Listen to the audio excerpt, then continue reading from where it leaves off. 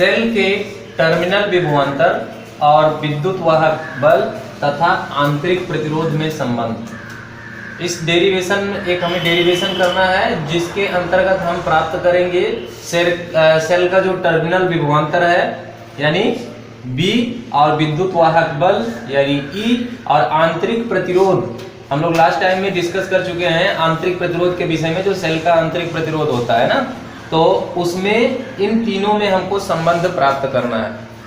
अब इसके लिए करना क्या होगा कि सबसे पहले हम एक सर्किट डायग्राम ड्रा करते हैं, जिसके लिए हमें एक सेल की जरूरत होगी और एक लोड रेजिस्टेंस की जरूरत होगी और एक अमीटर और एक वोल्ट मीटर की जरूरत होगी। इतनी चीजें हमें लगेंगी।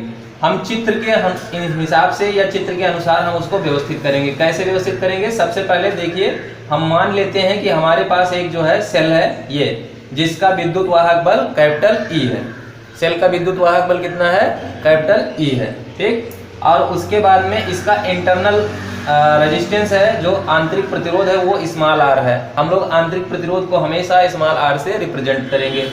मान लेते हैं कि इस सेल के द्वारा जो करंट सप्लाई की जाती है वो I एम्पियर की है। I एम्पियर की धारा इसमें प्रवाहित की जाती है। एक चीज़ और मैं आपको बता दूं, कहीं पर भी अगर आपको निकालना रहता है पोटेंशियल निकालना रहता है, तो जो वोल्ट मीटर होता है हमेशा पैरेलल क्रम में जोड़ा जाता है, समांतर क्रम में जोड़ा जाता है। तो देखिए, इसके साथ हमने एक वोल्ट मीटर जोड़ दिया है। ये वोल्ट मीटर क्या काम करेगा? ये सेल का जो है पोटेंशियल को मापेगा कि जो ये बाह्य मतलब दे रहा है पोटेंशियल, उसको ये विभव को मापेगा।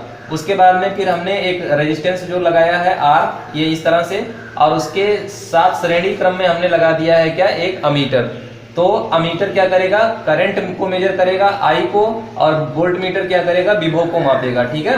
और एक कुंजी लगाई है जिसकी मदद से हम इसको कंट्रोल करेंगे कि जब हमें इसमें धारा भेजनी होगी तो हम कुंजी को प्रेस करेंगे, और नहीं तो फिर कुंजी खुली रहेगी। बात समझ में आया?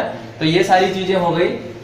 अब सबसे पहले देखिए, जैसे अगर हमारे पास मतलब ये चीज है, विद्युत वाहक बल है हमारे पास, क्या है? V है। तो मान लेते हैं कि जो सेल के जैसे ही आप कुंजी प्रेस करेंगे, है ना, यानी स्विच को ऑन करेंगे, तो इसमें करंट फ्लो होना शुरू हो जाएगा। और हम मान लेते हैं कि करंट फ्लो होने पर जो इसका विद्युत वाहक बल है वो है कैपिटल E, और उसके बाद में जो सेल द्वारा दी गई ऊर्जा है अर्थात किया गया कार्य, सेल द्वारा दी गई ऊर्जा अर्थात किया गया कार्य वो W है। तो हम कहेंगे कुंजी को दबाने के बाद या दबाने पर सेल द्वारा दी गई ऊर्जा, सेल द्वारा दी गई ऊर्जा वो आपका कितना हो जाएगा? तो हम उसको सेल द्वारा दी गई ऊर्जा कहो या किया गया कार्य कहो, है ना, दोनों एक ही चीज है, किया गया कार्य,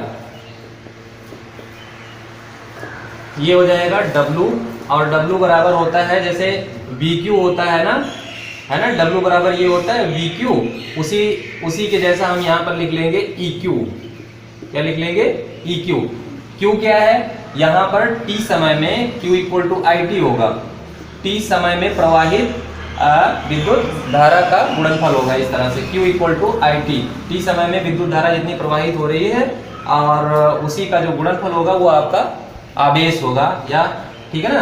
तो यहाँ से ये चीज हो जाएगी। अब W बराबर यही चीज Q की जगह पे आप इस चीज को भी पुट कर दो, तो W बराबर ये आपको मिल जाएगा क्या?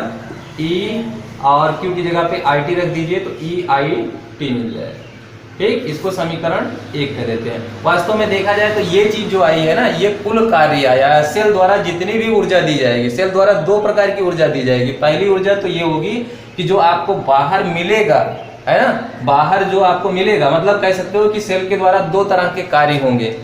एक तो कार्य होगा बाह्य परिपथ में जो आपको दिखाई पड़ेगा, और एक कार्य होगा सेल के अंदर जो आपको दिखाई नहीं देगा। समझ रहे हो ना? तो इस तरह से हम ये भी कह सकते हैं कि सेल के द्वारा दो तरह की ऊर्जा दी जाएगी।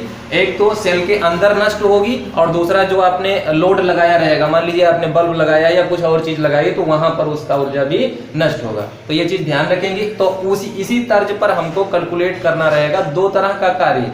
एक तो ये हमारा होल कार्य हो गया, मतलब पूरा कार्य हो गया, हमको मिल गया। दूसरी चीज हमको क्या मिल जाएगी, दूसरी चीज हमको आंतरिक कार्य निकालना पड़ेगा, मतलब सेल के अंदर जो ऊर्जा का पतन हो रहा है वो चीज कैलकुलेट करनी पड़ेगी। और दूसरा चीज है जो सेल के बाहर ऊर्जा का पतन हो रहा है वो चीज हमको कैलकुलेट करना पड़ेगा। यानी जो वही चीज आपका हो जाएगा बाह्य कार्य और एक हो जाएगा आपका आंतरिक कार्य। ठीक है, तो दोनों चीजें कैलकुलेट करते हैं।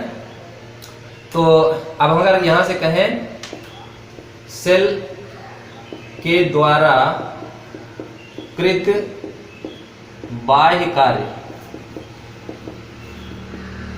ठीक है, तो ये क्या हो जाएगा, इसको हम कह देते हैं W बाह्य कह देते हैं, या एक्सटर्नल बोल दो, EXT, ठीक है, W एक्सटर्नल मतलब बाह्य। ठीक, ये आपका क्या हो जाएगा, BQ हो जाएगा, ऐसे हो जाएगा ना।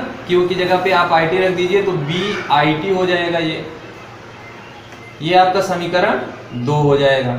फिर आपको क्या करना है, इंटरनल वर्क निकालते हैं। तो इंटरनल वर्क कैसे निकालेंगे वो हम कैलकुलेट करेंगे इस तरह से, सेल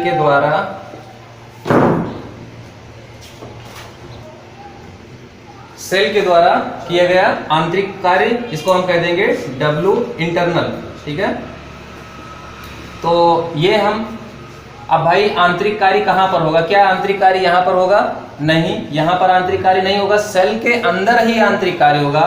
और उस समय सेल के अंदर कितनी करंट फ्लो हो रही है वो तो आप जान रहे हो, आई करंट अगर बाहर निकल रहा है तो आई करंट सेल के अंदर भी प्रवाहित हो रहा है, ये चीज ध्यान रखिए। ठीक, लेकिन और उस आई करंट से वहां पर कौन इसको, मतलब उस आई करंट को कौन बहने से रोक रहा है, तो जाहिर सी बात है ये स्मॉल आर जो आंतरिक प्रतिरोध है यही उसके मार्ग में बाधा उत्पन्न कर रहा है।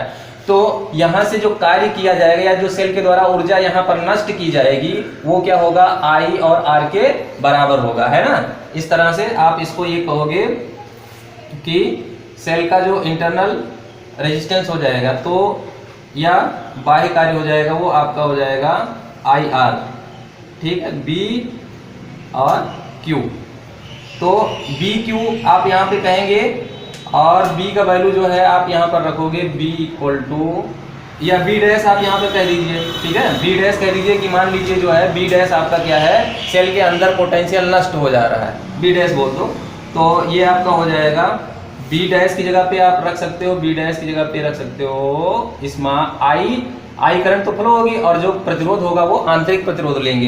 ये कैपिटल आर यहाँ पर नहीं लेंगे, है ना, क्योंकि हम सेल के अंदर की बात कर रहे हैं, इसलिए सेल के अंदर जो प्रतिरोध है वही हम लेंगे। तो बी डैश बराबर ये हो जाएगा आई आर। तो इसकी जगह पे आप क्या रख सकते हो, आई आर, और इंटू क्यू की जगह पे क्या रख दोगे, आई टी रख दोगे। तो ये हो जाएगा इस तरह से, समझ रहे हो ना। तो आपको फाइनली मिल जाएगा क्या, आई स्क्वायर आर टी मिल जाएगा, ये हो जाएगा डब्ल्यू इंटरनल। तो हमारे पास जो है हमको दोनों चीजें प्राप्त हो गई, बाह्य कार्य, आंतरिक कार्य, और उसके बाद में क्या मिल गया, कुल कार्य। तो अब हम इसको लिख लेते हैं, कुल कार्य अर्थात W बराबर हो जाएगा W एक्सटर्नल और प्लस W इंटरनल। तो अब यहाँ पे वैल्यू पुट कर दीजिए, W का मान कितना आया है, EIT आया है, EIT आया है।